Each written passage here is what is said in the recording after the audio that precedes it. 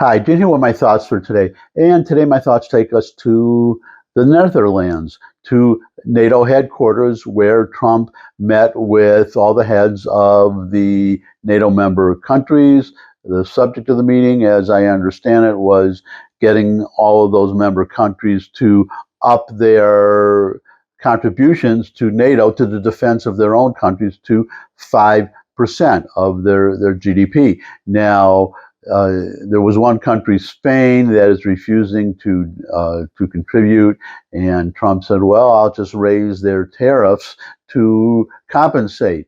Which, well, sorry, Mr. President. Well, it hurts Spain because it will make their products more expensive, and we Americans will buy less of their products. But make no mistake, sorry, Mr. President, but we, the American people, are paying the tariffs. Okay, we are paying the tariffs.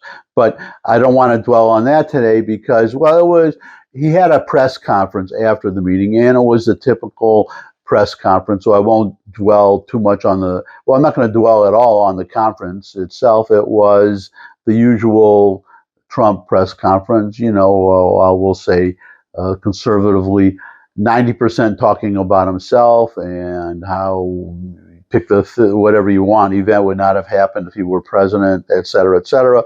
We all know the drill, and a little bit about the issues. I could be a little wrong on those ratios, but during that press conference, and I will say to the president's credit, he apparently seems to be going out of his way to pick hostile questioners, such as from CNN, the usual suspects, and he takes questions from them. He doesn't hesitate to take questions from hostile reporters, as Joe Biden did when he talked to the press at all.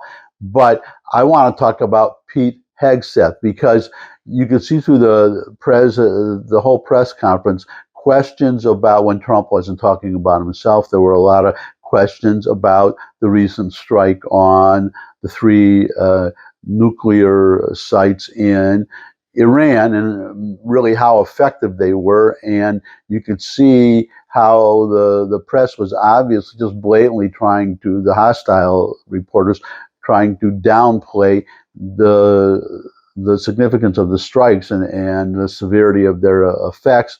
And finally, well, Trump had enough of it. That was clear throughout the conference, but then Pete Hegseth got up to speak, and what he said, he just gave it to the press, the mainstream press, the fake news, gave it to them straight, and I just want to share that. So here's Pete. They said it may be very severe. Understood. Do you have a message for the intelligence community, though, in terms of unvarnished information getting to you, that it's not? I don't really have a message. I would say issue the report when you know what happened. I wouldn't say that it could be severe or maybe not. They use the word severe. It could be severe or maybe it's not. So people like you picked up and said, oh, it's not severe. No, the report was not a complete report. Yeah, the message was probably wait till you know the answer before you. And sir, did you not have a public component to your Zelensky meeting for a tactical reason with President Putin? Let him answer this question. Hello, Mr. Secretary. Yeah. There's a reason the president calls out fake news for what it is. These pilots, these refuelers, these fighters, these air defenders, the skill and the courage it took to go into enemy territory flying 36 hours on behalf of the American people and the world to take out a nuclear program is beyond what anyone in this audience can fathom. And then the instinct of CNN, the instinct of the New York Times is to try to find a way to spin it for their own political reasons, to try to hurt President Trump or our country. They don't care what the troops think. They don't care what the world thinks. They want to spin it to try to make him look bad based on a leak. Of course, we've all seen plenty of leakers. And what do leakers do? They have agendas. And what do? Do they share the whole information or just the part that they want to introduce? And when they introduce that preliminary report that's deemed to be a low assessment, you know what a low assessment means? Low confidence in the data in that report. And why is there low confidence? Because all of the evidence of what was just bombed by 12 30,000-pound bombs is buried under a mountain.